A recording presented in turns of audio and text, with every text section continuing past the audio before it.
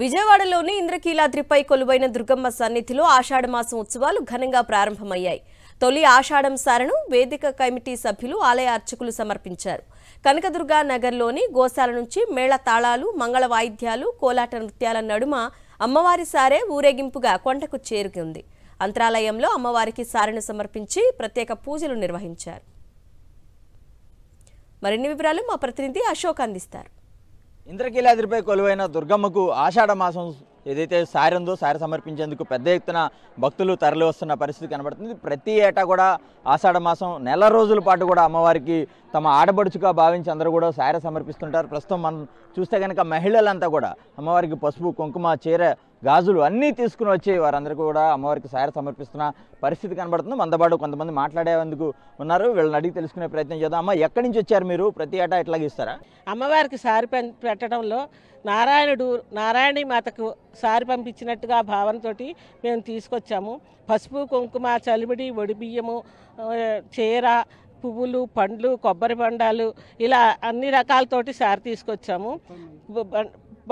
కొబ్బరి బండాలతో తీసుకొస్తే పూర్ణ ఫలంతో తీసుకొచ్చినట్టు, చలివిడి తీసుకొస్తే అమ్మకి కడుపు నిండా కూడా చలివిడి పెట్టినట్టు, ఒడిబాలు తీసుకొస్తే అమ్మకి ఒడి నిండా ధనధాన్యాలు పెట్టినట్టు ఇలాగా అన్న భావనతో మేము అన్ని రకాలు తీసుకొని తాడేపల్లిగూడ నుంచి వచ్చామండి.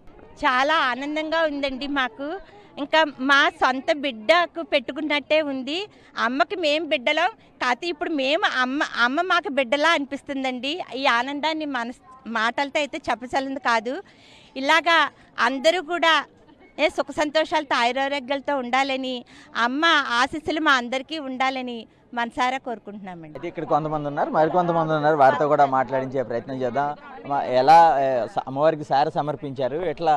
అమ్మలగన్నమ్మ, ముగ్గురమ్మల మూలపుట్టమ్మ, చాలా పెద్దమ్మ కనకదుర్గమ్మ అమ్మవారికి ఈరోజు సారి సమర్పించుకోవడం, ఆషాఢమాసం సందర్భంగా మొదటి రోజు సారి సమర్పించుకోవడం ఎంతో ఆనందంగా ఉందండి. మేము పశ్చిమ గోదావరి జిల్లా తాడేపల్లిగూడ నుంచి వచ్చామండి. నందిబొమ్మ రామాలయం సెంటర్ అందరం కలిపి వచ్చాము. అయితే ఇంతటి మహద్భాగ్యం అమ్మవారు ఆషాఢమాసంలోనే మనకు కల్పిస్తుంది. ఎందుకంటే సంవత్సరం పొడుగునా కూడా అమ్మవారు మనల్ని బిడ్డలుగా భావించి అమ్మవారు మనకి అన్నీ సమర్పిస్తే ఆషాఢమాసంలో అమ్మవారిని మనం బిడ్డగా భావించి సారి సమర్పించడం నిజంగా మన పూర్వజన్మ సుకృతం. ఇది అమ్మవారికి ఈరోజు ఇక్కడ సారి సమర్పించడం, 108 మాల పసుపు కొమ్ములతో మాల, అలాగే గాజుల మాల, స్వీట్లు, హాట్లు, చనివిడి, పసుపు, కుంకుమ అన్నీ మన ఆడపిల్లకి ఎలా అయితే పెడతామో ఆ విధంగా అమ్మవారికి ఈరోజు సారి సమర్పించడం చాలా సంతోషంగా భావిస్తున్నాం. మీరు చెప్పండి, ఎట్లా ఉంది అమ్మవారికి సారి సమర్పించారు కదా ఈరోజు? నాకు చాలా ఆనందంగా ఉందండి.